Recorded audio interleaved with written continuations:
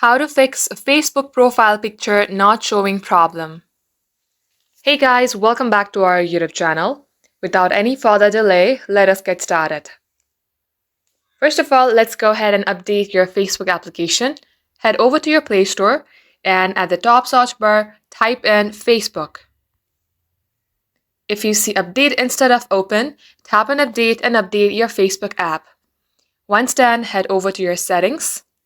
Under here, scroll below and tap on to apps. Again, search for your Facebook app. Under app info page, you will see storage. Tap onto it and clear the data. Before doing so, make sure that you know all your credentials, then tap on delete. Now once done, see if this fixes your problem. If it's still not working for you, then you have to uninstall Facebook application from your device and reinstall it again. Then get logged into your Facebook account and that will definitely fix your problem. Thank you for watching the video till the very end. If it had helped you in any ways, then do like and subscribe.